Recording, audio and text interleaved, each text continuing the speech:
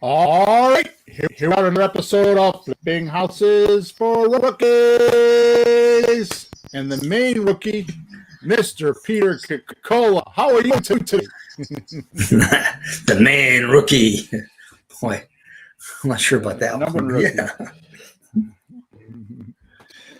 All right, Peter, episode number 258. We're clicking away left and right over here. This episode is called Rehab, then Retail, known as flipping. Deal with some wholesaling in there. Fully summarized. No fancy title today. Okay. All right, here we go. Even though flip houses truly means buying and selling real estate for profit, in today's language, flipping or flipping houses has a slang meaning of buying ugly houses, rehabbing them, then selling them as pretty houses. And if you listen to most of our podcasts, we'll soon learn flipping pretty houses is much easier, most often way more profitable. But today's podcast is going to be all about those ugly houses turned pretty by crazy folks who enjoy the agony of all the hard work involved. Using this popular strategy. That's what I'm trying to say. Mm-hmm. Okay. Using popular strategy. Although we plan to drop some very tested and proven secrets learned from hard-earned experience, I don't plan to teach you this whole strategy in one podcast, but instead plan to explain what it is, its benefits, plus you and the seller, plus what you and the seller would, why you would do this transaction. Mm-hmm. Okay. Yep. Sure. Let me catch up to myself here. Even though many have become millionaires by buying the ugliest house in the prettiest neighborhood and fixing it up, there are basic formulas most don't know about, and until learned, will cost even the dudes with all the dough a fortune. And if you don't have a warehouse of diamonds, $100 bills, you can't afford those mistakes. So notepad yourself up and let's get going. You're looking at me like I did something wrong this morning. Well, no, I'm having trouble with the audio. You're skipping a lot. I'm not sure if it's just on my end or if it's the recording, but it's doing a lot of skipping, like So I don't know. Maybe you can ask some of the other folks if there's anybody else there. Just see if they're hearing it. It's really like a lot of skipping. Is anyone else on the call yet? I'm the mute. Yeah. It is skipping. Okay, so just stay tight. I'm going to be right back. Okay. Here we go. You gonna do a new link or just new live?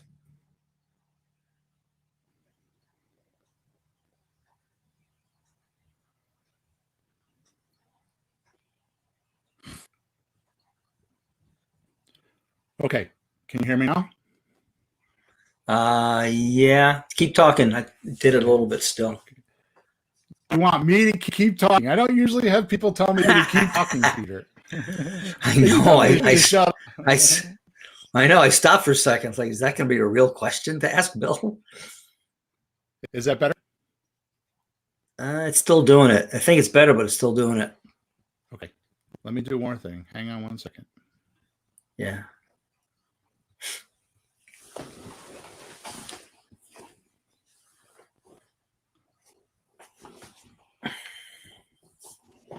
How about now, Peter? Does that make a difference? Yeah, I think that's better. Okay, good. So I had to change microphones. I had something really wrong with the microphone. Oh, really? That did it, huh? Yeah. So there you go. All right, good. Yeah, much better. Okay, good. Damn, we don't want me skipping now, do we? No, I'm not the hard. skipping type of a guy, if you know what I mean. Do you want me to read the intro better again? Let me do Yeah, it again. probably. It was hard. Okay. Take 2. Good morning, Peter. Episode number 258. Rehab then retail, known as flipping deal with some wholesaling in there, fully summarized. Even though flipping houses truly means buying and selling real estate for profit, in today's language, flipping or flipping houses has a slang meaning of it. Buying ugly houses, rehabbing them, and then sell them as pretty houses. And if you listen to most of our podcast, we'll soon learn flipping pretty houses is much easier, much easier, and most often way more profitable. But today's podcast is going to be all about those ugly houses turned pretty by us crazy people who enjoy the agony of all the hard work involved in this so-called popular strategy. Although we plan to drop some very tested and proven secrets learned from hard-earned experience, I don't plan to teach you the whole deal strategy in one podcast, but instead plan to explain what it is, its benefits, plus why you and the seller would do this transaction.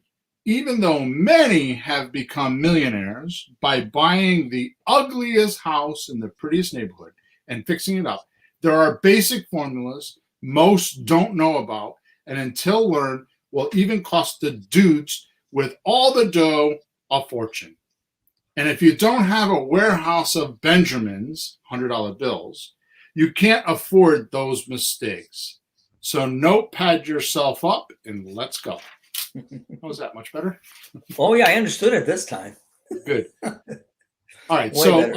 let's do some housekeeping. So number one, if you're listening to this podcast other than on Facebook or YouTube or listening to it live, we record it every single Thursday morning, 9:30 a.m. Eastern Standard Time. We are in Connecticut. Yay! Until you got to pay your taxes. Then and a lot of other things. Yeah, exactly. Now we're trying to make marijuana legal in Connecticut. Aren't we just so cute of a state? So here we go. You could go to Facebook or YouTube, and you could just type in "flipping houses for rookies." And in the comment section while we are recording the podcast, we're streaming, and you can ask questions or send us comments or tell us you like us, hate us, and all that kind of stuff. Whatever you want to do. There's a big screen in front of me, and I could see all that stuff right in front of me.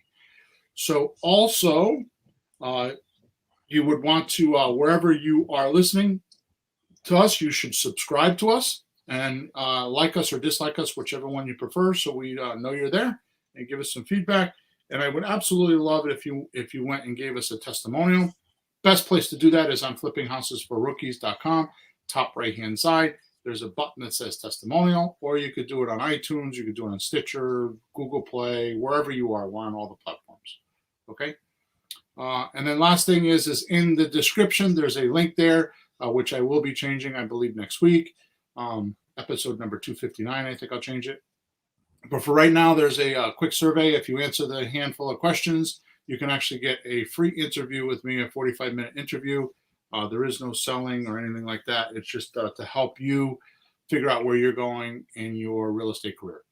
Okay, it's kind of like a triage center in an emergency center, emergency room, where you kind of go in, they try to figure out what's the matter with you, and then they know what to do with you. So it's kind of the same thing with me and that interview. Okay, get all that out of the way, so I don't have to hear all the mucky mucks later on telling me that I forgot it. Yeah. All right, Pete. So I want to start off today talking about one of the biggest mistake in real estate investing by far. What's that, Bill? Fact, yeah, a little drama there. In fact, I would go out on a limb to say, over the years, this mistake has added up into the billions and billions of dollars. Here it is. cable TV goes flipping. Okay. I was wondering where you're headed. That's where it is. Oh, geez. Let me explain. So many watch these shows, see those fake numbers, feel they have a better taste for color and design and management skills than the actors on TV, and common sense. Then most of them feel like they can do it now. When in fact, these cable watchers don't take into consideration these shows are made up with actors. They want drama and they want conflict. That's how they get engagement. That's right. Hollywood knows without the ingredients of drama and conflict, there's no engagement. They won't get good ratings. People won't watch them. So they have to knock down walls they're not supposed to knock down. I mean, I think probably the best one that I've ever seen, which I don't watch too many of them, is the guy from Vegas. He's just a drama queen with the pretty I can't even watch. I can't even watch that. It's so annoying. Oh no, the water pipe broke. What are we gonna do? Cut for commercial. Stay tuned. So when they come back, hey Bill, when they come back, it's always, oh, that was no problem. That was easy. We just did this and it was fine. But it starts off like drama, and they come back. It was easy. I want to know why they all got diva wives. That's what I want to know. Is that part of a criteria? They got to have a diva wife or what? I don't know. They seem to get divorced. Yeah. All right. More to the point. I'm done with this conversation. More to the point. After watching this type of reality TV, many decide to explore the choice of flipping houses. They do their Google research, watch online videos, read books, maybe talk to another amateur, someone that's done less than 10 houses, possibly go to the seminar or a seminar that hypes it all up so they can sell their materials. Run to the back of the room. Sign up here, folks. Get your credit cards. Run. The first 5 get a big discount. Run. Run. To make the final decision, this is what they want to do to make some dough. They're going to test it out first, but they have grandiose ideas that this could replace their future income. This could allow them to be free. This could allow them to donate to charity. This could allow them to spend more time with their kids or their family because they're going to flip houses. Yeah. Oh boy, I have to laugh at that one. It is the hardest strategy. You are not going to free up your time. You are not going to free up anything other than you might make a few pops here and there, $20,000, $30,000, $50,000. And yeah, you might fill up your checkbook, but I don't think you can do it. I mean, I know people that do.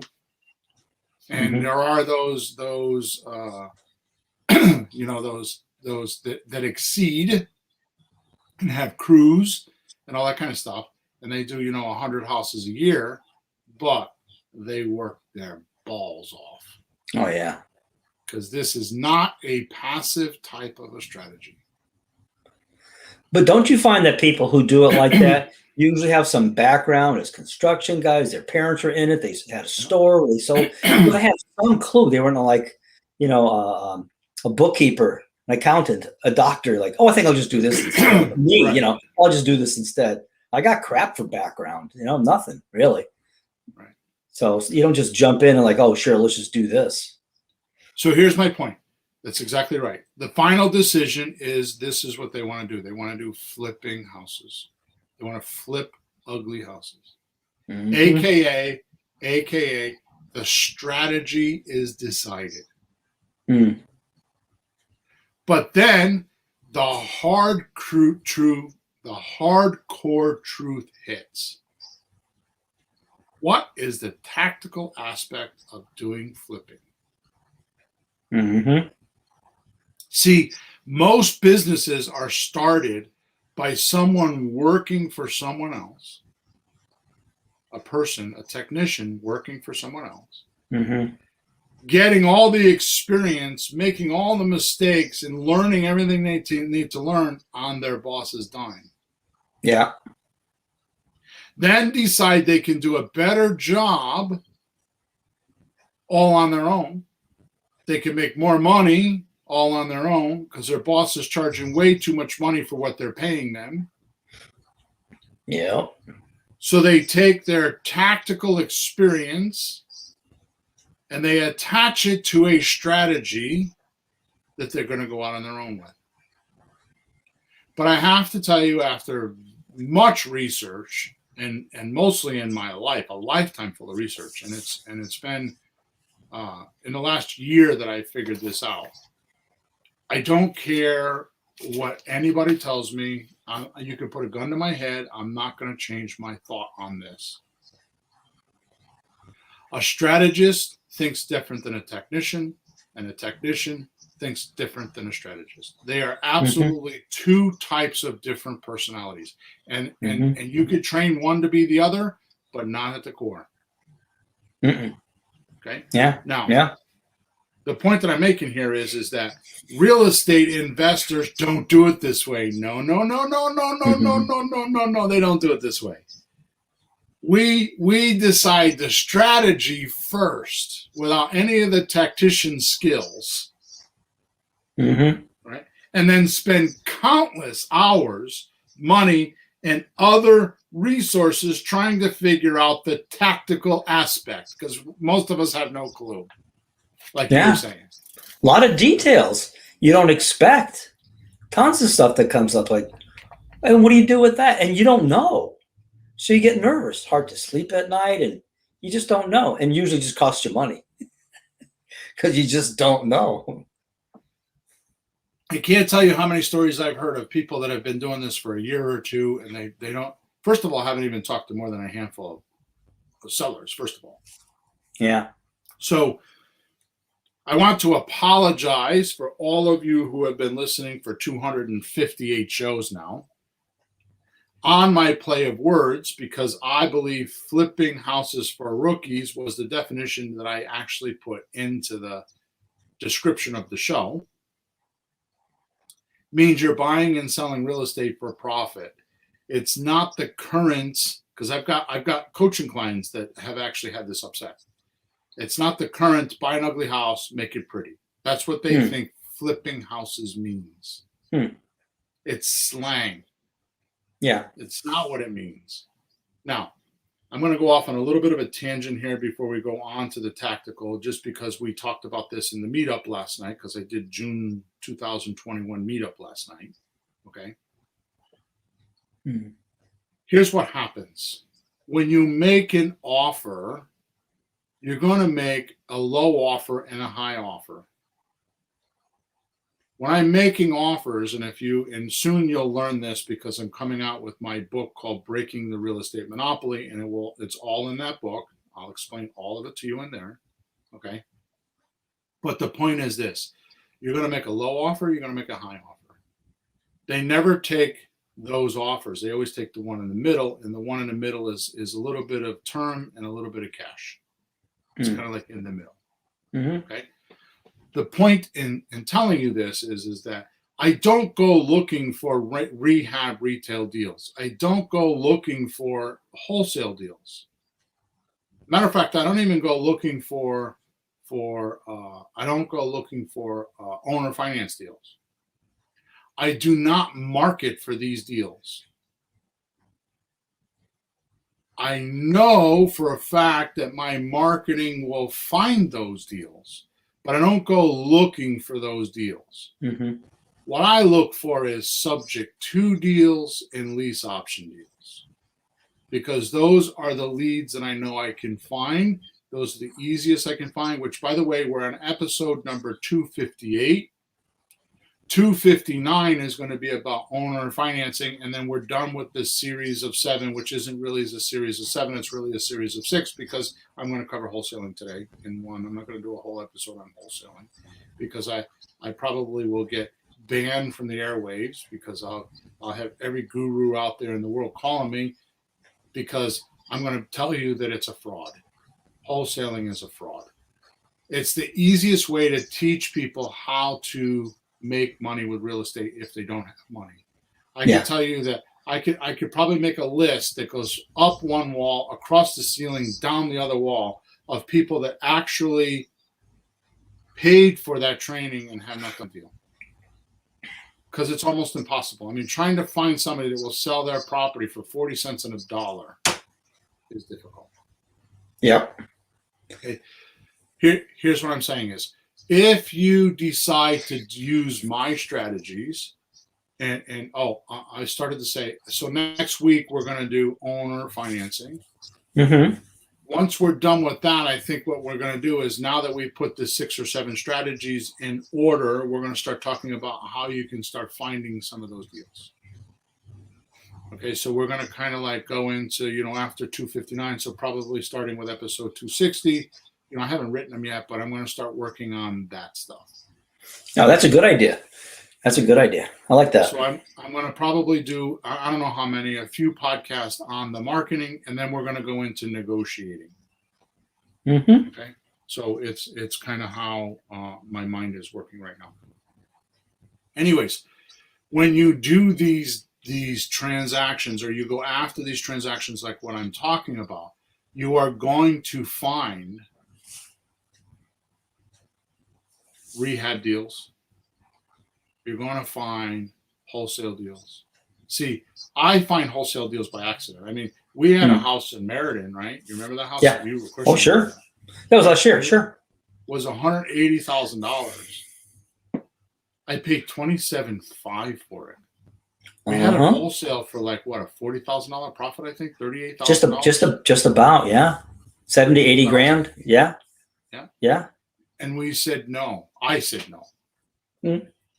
So we decided, and it came down to one decision. I'm calling Nelson, my old contractor. If he says yes, then we're doing it. If he says no, we'll call the guy up and we'll wholesale. Yep. He said yes.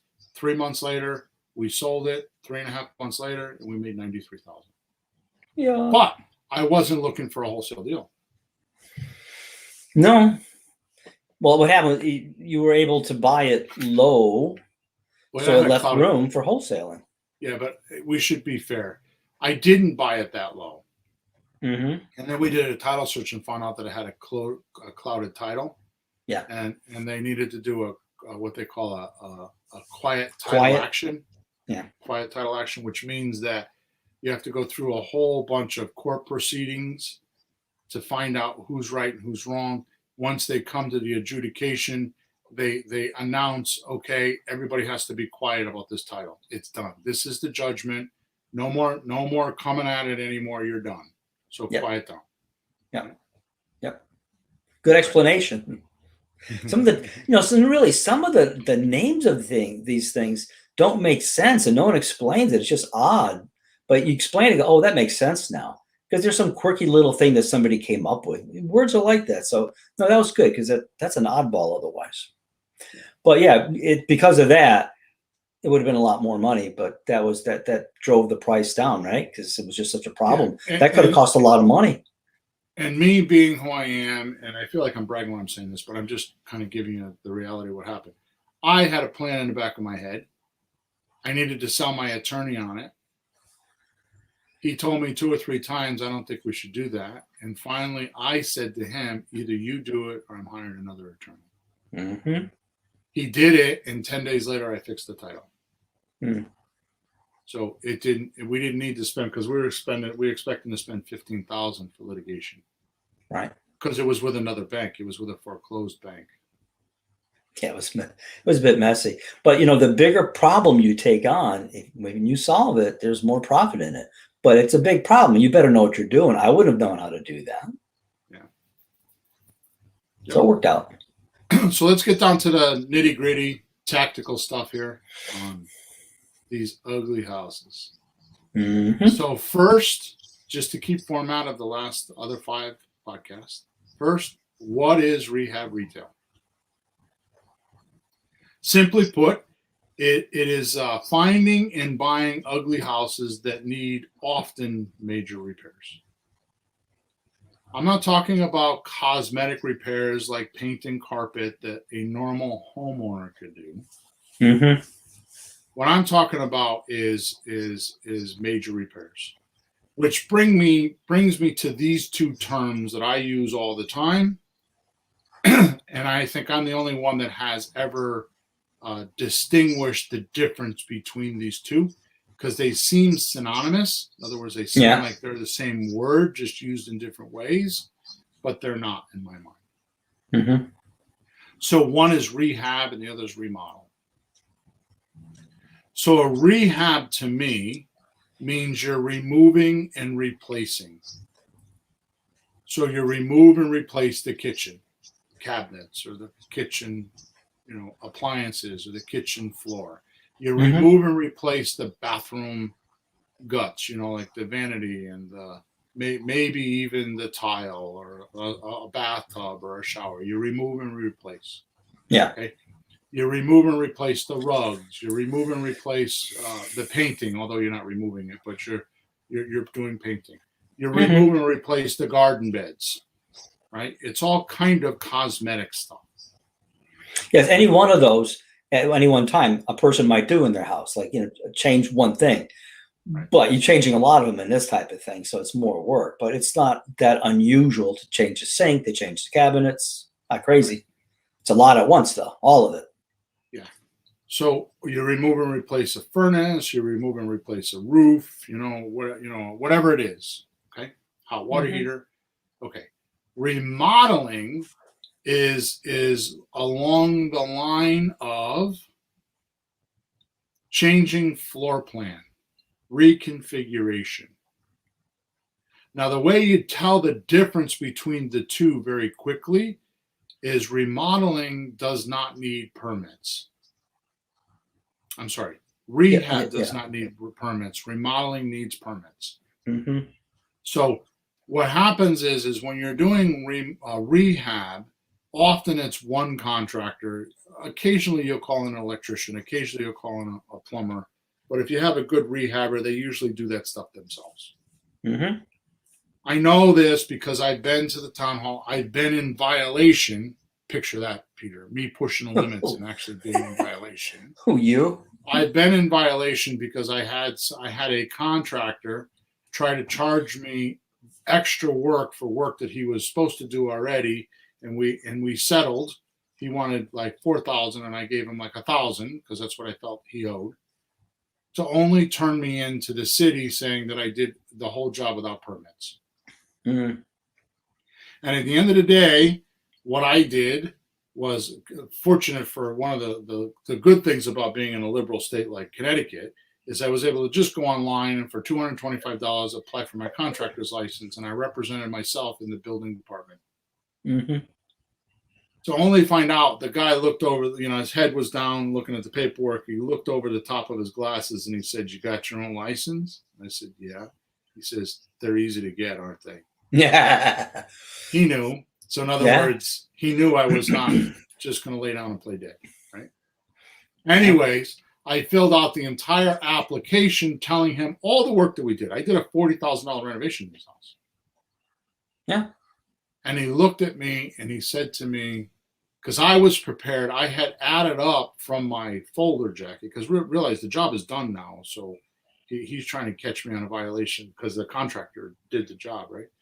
So at the end of the day, what ended up happening was I added up all of my materials. And it was like $16,000 or I don't know, $18,000, whatever the number was. And I was prepared to pay the permit fees because the permit fees are based on the cost of the job. So I was willing to pay on the cost of the materials because I was my own contractor, right? Anyways, long story short, the official said to me, "Here's what we're going to do. I'm going to put down that it cost you $1,000. You owe me $40 for a permit." I'm like, "What are you talking about? I don't want to cheat the system because I'm kind of a stickler like that.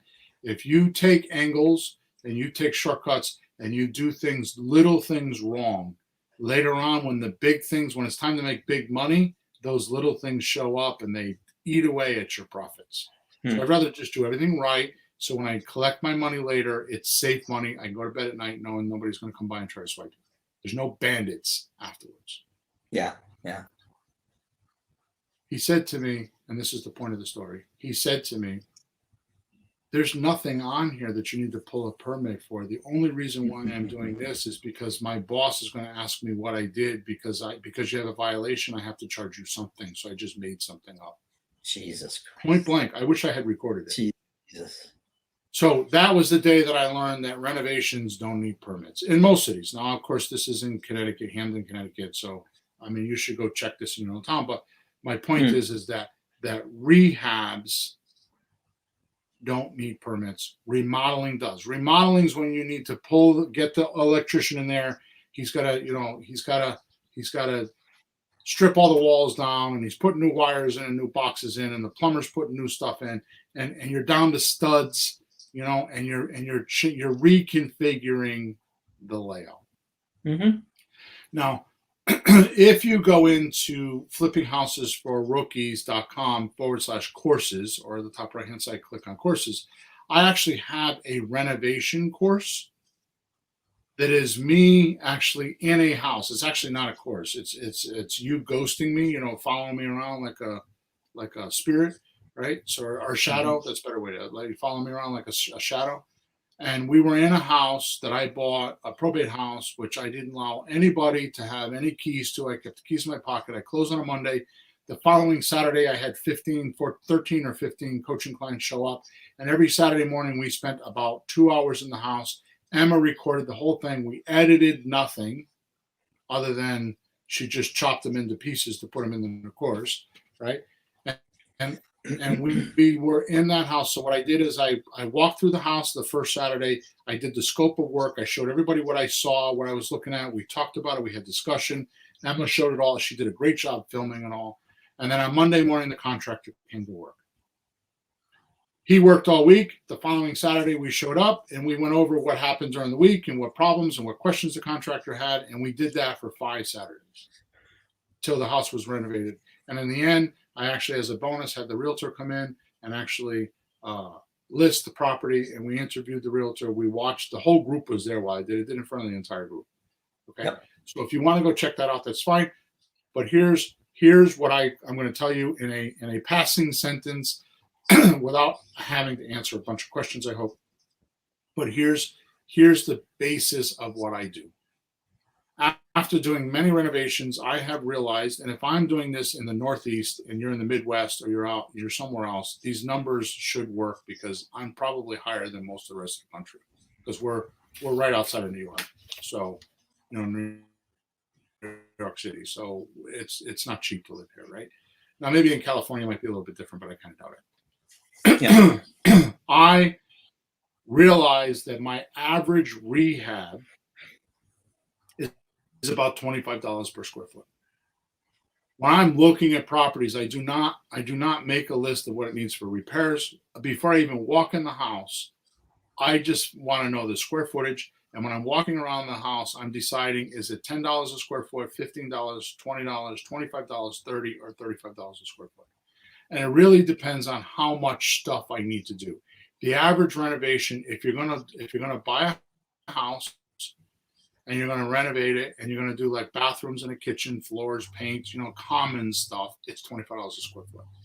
$35 a square foot is more like you're doing a roof, a furnace, heating, you're doing all that kind of stuff. It tends to be more like $35 a square foot because furnaces are, furnace and boilers are $6,000, $7,000, $8,000, they change the numbers. So I use standard on every house I look at, $25 a square foot.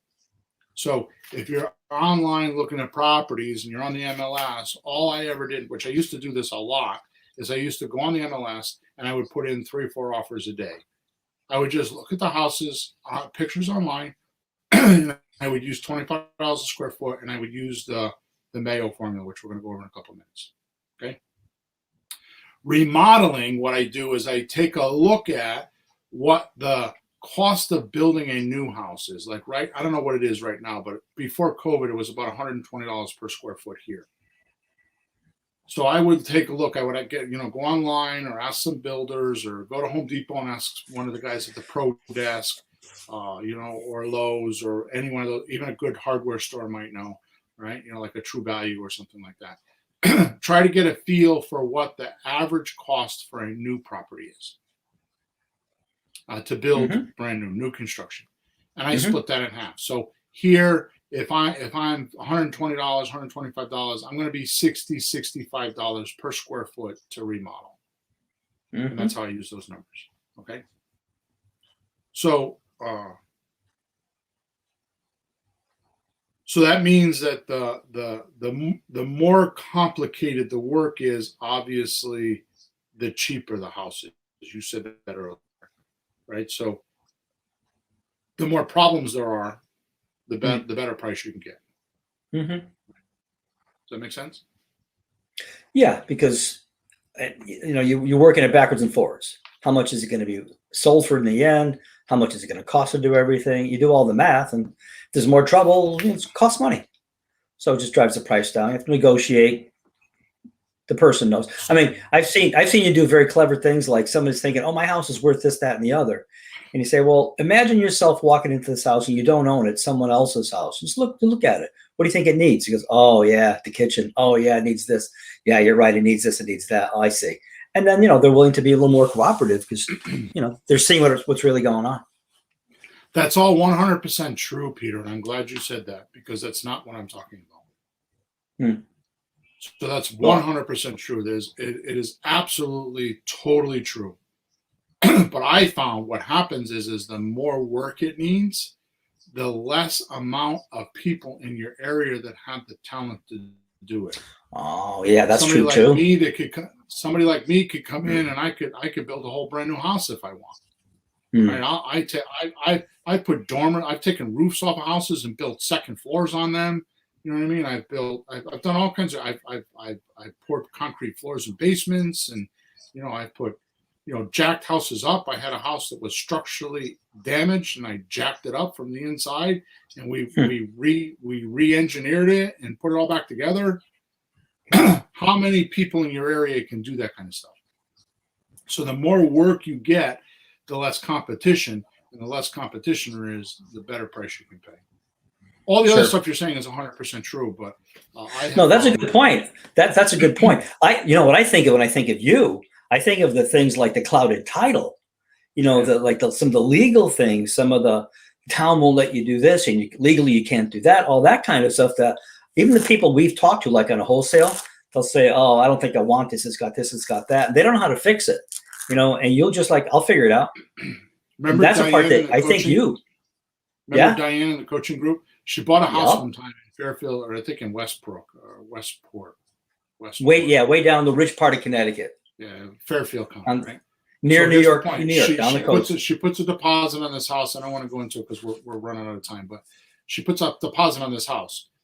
She goes and does an inspection and comes back and she's like, "I canceled the contract." I'm like, "What are you talking about?" She's like, "The seller, no, the person the bank owned it, and the person they foreclosed on was pissed off at the bank. So they took a chainsaw and went upstairs in the attic and cut all the beams. And then I remember that. Downstairs in the basement and cut all the floor beams. They just took a chainsaw and went right down it." Yeah. She's like, it's one good snowstorm and that it's just toothpicks that falls down. I'm like, "Oh my God, call the bank up and tell them you're not canceling the contract." "What do you mean? If you don't want that house, I do." Because who's going to fix that? The bank can't sell it to just any Tom, Dick, and Harry. She made something like $290,000 off that house. Yeah, we found a way to fix it. I told her. I remember. I didn't do it. I was there once. I looked at it and I told her this is what I would do, and they did it. Yeah. So, anyways. Fix the house. Yeah. So point well taken. Whether it's construction, structural, or whether it's like legal things that you figure out, there's not many people who know how to do that tougher stuff. So there's less people, less competition. So that drives the price as well. Good point. Yeah. All right. So now comes the most but most people don't think about. Okay, especially when you're new. How about all the closing costs to buy, hold, and the closing costs to sell? The TV show doesn't show that, right? Are you construction savvy? Like we were talking about, can you handle those unforeseen problems when they open up those walls and something's there you didn't know about? Yeah, just before they cut the commercial, those things. Yeah. If not, maybe you decide, so you buy this property and it's too much work and you decide you're going to wholesale it. Right? Which simply means you're going to buy for less money than anybody else, right? If you can. Right. So I don't know what the hell I wrote here. I'm sorry for some wrong. Maybe you decide the wholesale, which simply means you buy for less than Mayo. Yeah, right? yeah. So Mayo is maximum allowable offer. This is the formula that most people don't know. And I know this because I've had wholesalers call me and I ask them if they use Mayo and they say use what? Yeah. They don't know this. This is not as common as you think unless you're a seminar junkie. You don't know this. Okay. So Mayo is maximum allowable offer. It's an acronym, which means you take the fixed up value or the pretty house value. The R after renovated value is also the fixed up or the pretty house value times 70% minus the repairs. That's the most you can pay. So you don't start your negotiating with Mayo. You start below it. Right? Now with wholesale, you need to deduct your assignment fee from that number. So let's say your Mayo is 50,000, right? You would deduct your wholesale fee, which is often 5,000 or 10,000, depending on, you're not going to deduct 10,000 on a $100,000 or $130,000 house, maybe on a $200,000 or $250,000 house, but most of the time it's 5,000, right? So once you get your Mayo formula, you then deduct. So you're going to do 70% of the after renovated or the pretty house value times 70% minus the repairs minus your wholesale fee. Okay. Yep. What you're going to find is I don't do that math anymore. I used to do it in my head. I don't do it anymore. I have a rule of thumb because I realized that when I was doing these deals every day, because I was putting offers in every day, that most of these numbers came out to be 45 to 55% of whatever the pretty house value is. So if it's $100,000, I knew it was somewhere around 50. So I would start with 45, 43, 46, and I could go up as high as 55,000 before I even started using math. Just on a rule of thumb. Yep. Right. Which means now you're not looking for motivated sellers anymore, Peter. You realize that, right? So this strategy of wholesaling, you're not looking for motivated sellers. Instead, you're looking for hyper motivated sellers because they're going to sell for 40 cents on a dollar or 50 cents on a dollar. They're not just motivated. They're hyper motivated. They're at the peak of their motivation. So that's like a needle in a haystack these days, because especially when the market is up and the prices are high and they're getting offers thrown at them left, right, and center, you're not going to have people offering them 50 cents, 60 cents on a dollar. We have a guy in our coaching group. His name is Brad. He's from Texas. He pays as much as 70 and 80% on wholesale deals. Okay. And I would never do that, but he's got a nice little niche because he's got some hedge fund guys that are paying that. And what he did which was extremely brilliant. We interviewed him on some podcast ago, which was extremely brilliant, is he went to find his buyers. He found them by accident, but he found his buyers and he started asking questions and he reverse engineered what they're willing to pay, these hedge fund guys. And he went out and started looking for houses that fit their criteria and started selling them houses. Now he does 7 or 8 deals a month. That's crazy. Okay. That's real good. Okay. So let's talk about why I use this strategy, and it's really today's punchline, this podcast punchline. So I want you to pay attention to this part. This is the point that I'd like to get across most in this podcast, because even though I do a lot of renovations, you know that. You even made a comment to me some years ago, like, we teach all this creative real estate. How come you're doing, like, all we do is rehabs? Because what you'll find in history, or in my life anyways, I'm not saying it's everybody else's, depending on the environment. Like the other day, you just said to me, last week, you said to me, I never really got options, but the environment, the way it is, I get it now. Yeah. So the 7 strategies don't always work in every economy. I mean, you'll fall into deals, but they won't be your first foot forward, right? So what you'll realize is as the environment changes, the 7 strategies, some of them will be salient and some won't. Right? So when you were asking about doing creative deals, it just so happened that there was a lot of I think this is that's back when we were with Ann.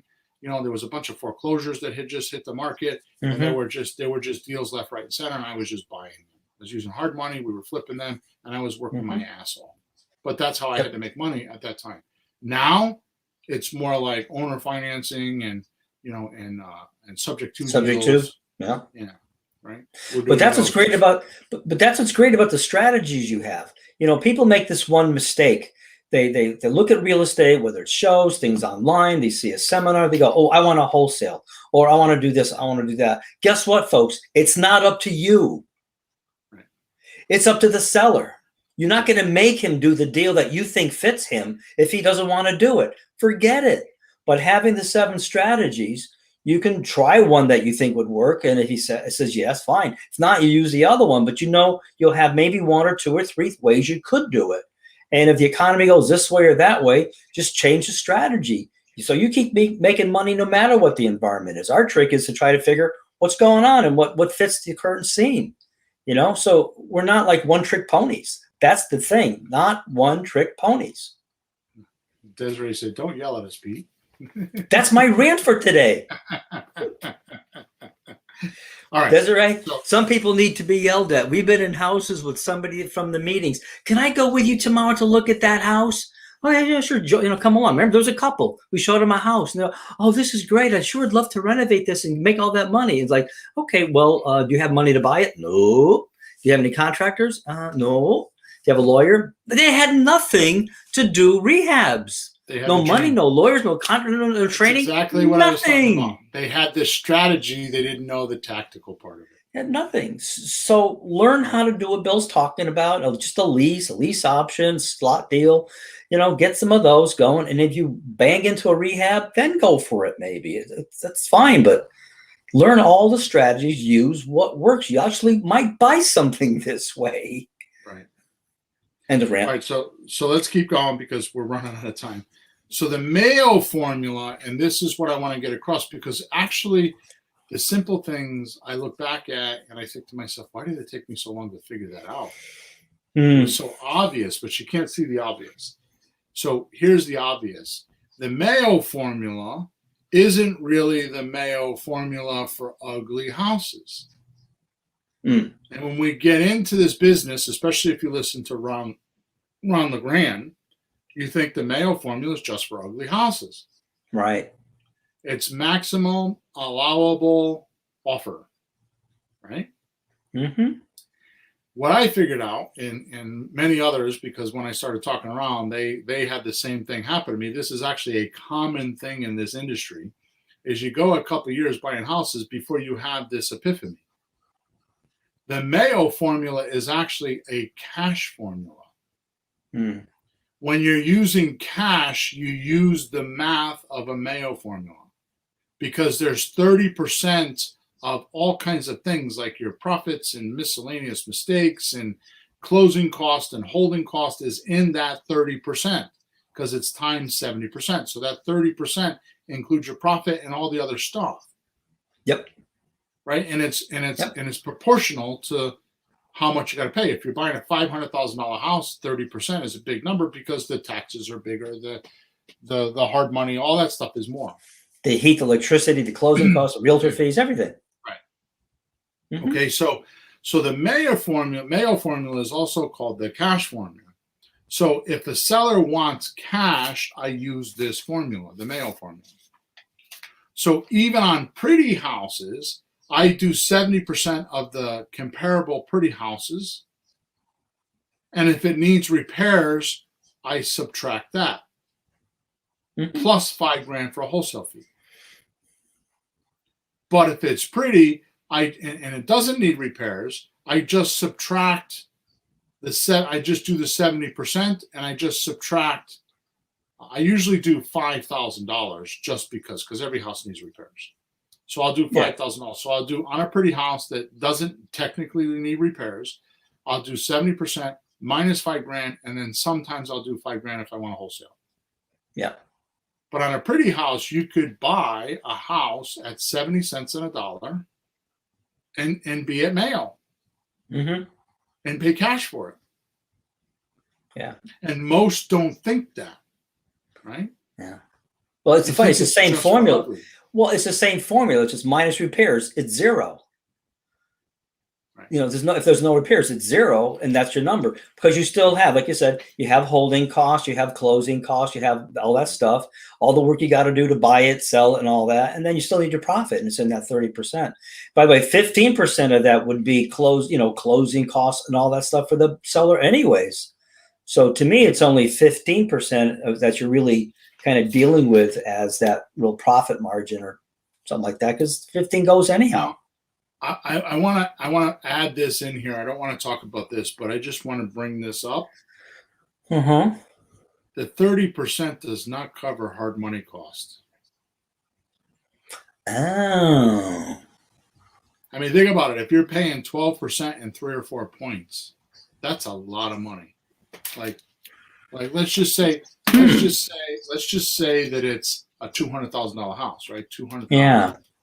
Right, times 12%, that's $24,000 for the year, plus $6,000 for the fees. You know, if it's 3%. Points.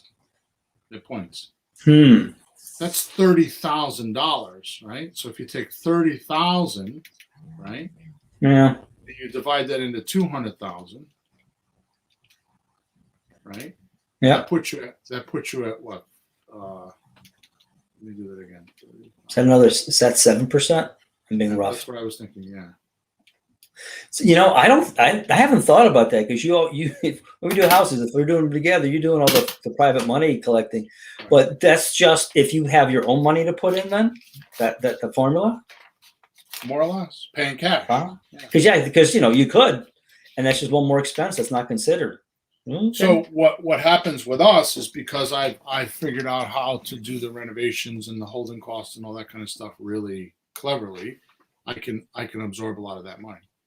Yeah. But if you're doing what I'm telling you to do, you're doing 70% minus repairs minus wholesale, you'll absorb some of that fees.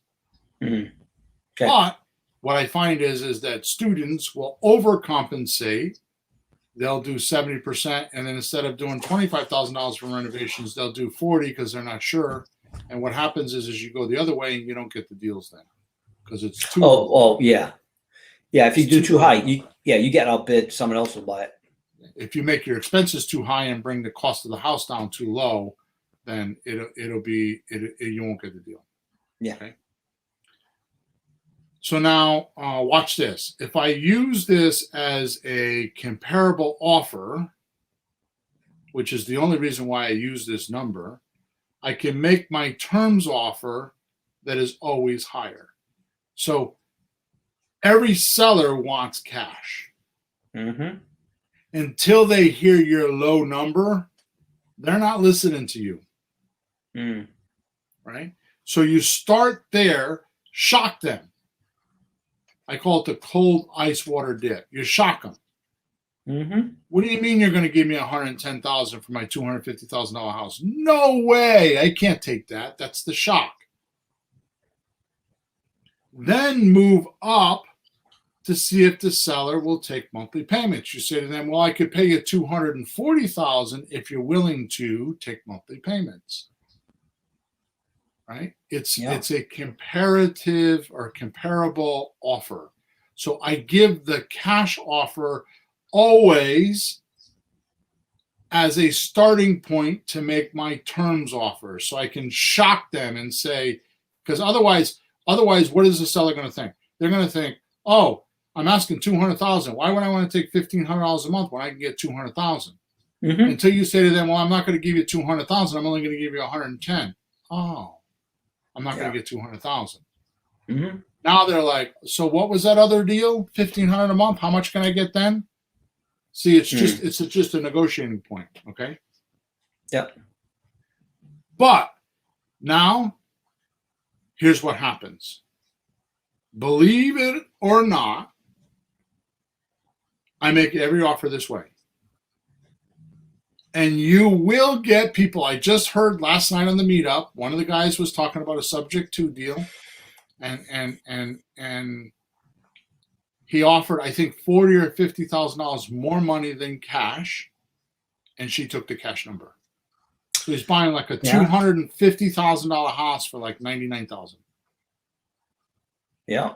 So believe it or not, you will get rehab retail deals along with those wholesale deals and other deals that go along with it, just by virtue of giving the offers the way I'm talking about. You just use the cash offer as your low number as a starting point, so that when you give the higher number for the other, subject to or lease options or slot deals or whatever you're going to do, you're the hero. But by virtue of giving these, I'm saying it for the third time, virtue of giving these offers, these cash offers, multiple times on every deal, somebody will say yes at some point, and you rob a house. I've seen people do that. We've done it. I've seen your students do it, coaching students, and they're a little bit shocked. They weren't expecting it, but it's such a good number that even if you're not too experienced, it'll work out, especially with a little bit of guidance from you or whoever. So it works out. You make a good point. And it brings out greed glands for your private money guys. Right. All right. So we gotta really hunk along here. So more importantly, what happens is if you're a wholesaler, you're a one-trick pony. You got your number, that's it. That's why Brad is in my coaching group, because he doesn't want to be a one-trick pony. This way, once you give them the cold ice water dip, the shock, you now have 2 or 3 other offers you can give them that are much better and they can consider. You're not just a one-trick pony anymore. You get a way better chance of getting deals this way. Hello? Okay, good. So now let's end off with what are the benefits to you and the seller. Yep. So starting with the seller, I'm just going to rattle them off. There's not much to explain here, so we can kind of get out of here. So obviously the seller gets all cash. This is a big one, Pete. This is a big one because I hear this all the time, and almost every cash deal I hear. Every cash deal I do, I hear this. What's that? They're done with it. I just want to move on. Yeah. I don't want to be attached to it. See, if they feel like if they have terms or subject to, they're still attached to it. They're like, no, I'm done with it. I want. You can offer them more money, but they're like, nope, don't want it. I want to get out of here. Like, but it's more money. Look, nope, okay, fine. I want to be done with it. They're just tired of it. It's the emotional part of it, but that's valid. Yeah. It's totally valid. They don't want it. They don't want it. So the other benefit is there's no repairs. You buy it as is. More importantly, there's no inspections.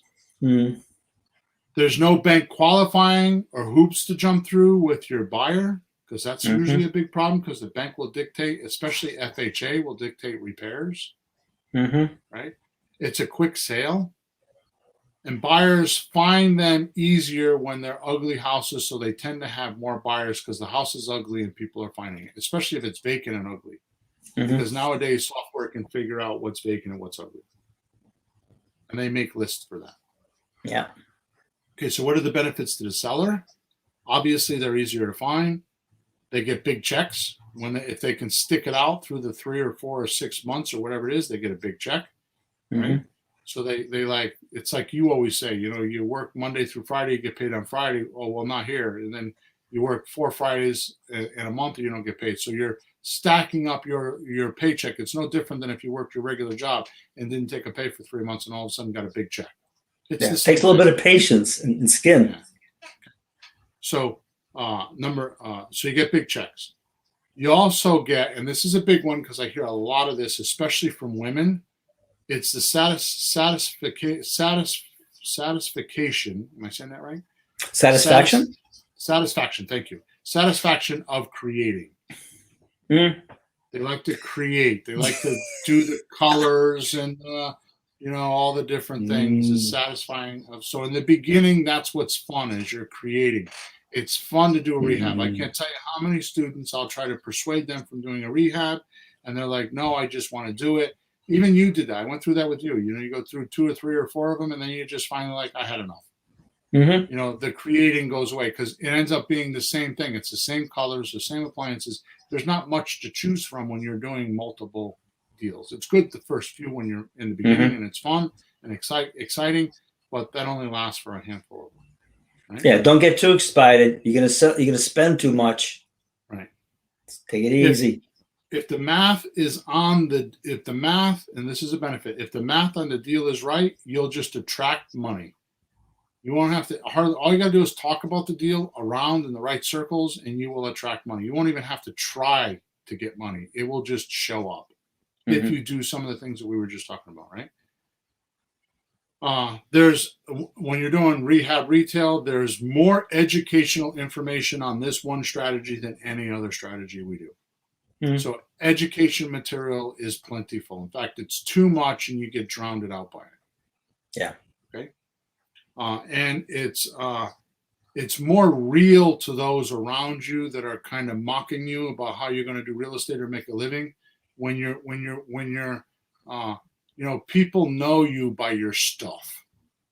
You know what I mean? If you got a crappy car and you dress like a hobo, that's how they know you. But if you got a nice car and a nice house, that's how they know you, which is a little bit of a misnomer because just because you have a nice car and you have nice clothes doesn't mean that you're wealthy or something like that. And I see so many people try to put that front up. I strongly, even more strongly advise that person who thinks that because somebody drives a Cadillac or a Porsche or a BMW that they're wealthy, or because they got a 5,000 square foot house up on the hill that they're wealthy. You should go read the book, The Millionaire Next Door. Yep. It is a phenomenal book. It is an altering change to your ego. Because the millionaire next door are guys like in my neighborhood that live in a ranch. They got a nice house. It's really neat, nice. And I grew up next door to one. That's why my mother and father were as poor as hell. They still are. And next door, there was a guy and his wife that lived there with one child, and he worked as an executive in some copy machine place, and she was some RN, and they were multimillionaires, and they lived next door to us in a freaking $100,000 house at the time. And they had nice cars, and they had a nice lawn, and he didn't work, and he was into sports. It's the millionaire next door. The real money guys hide. The ones that are doing show and tell don't have money. They got a lot of payments. And they think they're showing everybody else that they have money when they don't. Yeah, a lot of bills. So read the book, The Millionaire Next Door. The Millionaire Next Door. Okay. All right, good. Yeah. So that's it. We got to get out of here. We're 3 minutes past an hour, and that's the way it is. If, like I said, you want to know about rehab and retail, I have a course. It's called the Renovation Course. There is also, which is not part of the renovation course, another course, and these are very inexpensive courses too, by the way. They're like not very expensive at all. They're just there to help my coaching clients, is why I made them, right? There's also a course called, oh my God, I just went blank. Is the one on the scope of work? Scope of work, that's it. Thank you. That's one? Is how to make a scope of work. So if you think that you want to do this, you're going to want to make a scope of work. That's how you're going to control your contractors. That's how you're going to control the job, is to make a list of work and who's doing it. And you and I were in a house in Hamden, and we actually had Emma, my daughter, videotape us, and we stood in the middle of each room with a yellow notepad, and I went through what I saw in the room and what you saw in the room, and we made a list, and then we turned it into a scope of work, and we turned it into a rehab. Okay, so those two things, those two tools, if you really want to do rehab, you should watch those videos. One is a renovation course, and the other one is the scope of work course. Those two tools will make you leaps and bounds above anybody else that ever thought they wanted to do rehab. I strongly suggest, if you don't have experience in the contractor business, you go watch those two videos or those two courses, and you will be fully hatted up, and you'll have all the tools you need, especially the scope of work. The scope of work is so important. Yeah. Okay. Yep. All right, Peter. Next week, we're going to do owner financing, which is the last of our series. I'm really excited about that. Let me give you the title of it, because I'm more excited about the title than anything else. Did you come up with something clever? So next week's podcast, I don't know about that. It's episode number 259. It's called Owner Financing from Sellers, Turning Houses into ATMs and Retirement Plans, summarized. So it's going to be a cool one. Okay? Yep. Well, that's it. And I'll be in Florida next week. When we record next week, I'll be sitting outside Really? with palm trees. Yes. I have to. Very nice. Got to go visit mom and dad. So very nice. All right, everybody. Thank you so much for all your support. Don't forget to subscribe to our channel. Don't forget to go give us a review, whether you do it on the podcast site or the platform you're using. Put it on Facebook. Put it on YouTube. Go to our website. That's the best place to do it. Go to flippinghousesforrookies.com and just type in testimonial, and you'll get there. Or go to the top right-hand side and just click on it where it says testimonials. And please get them there. I read all of them, so I appreciate any comments. Make sure you click on the button in your chat and fill out the survey, and let's get an interview with you and me together, so we can get you straightened out, get you on the right path. Okay. Over and out. Thanks, Peter. Thanks, Bill. Bye, folks.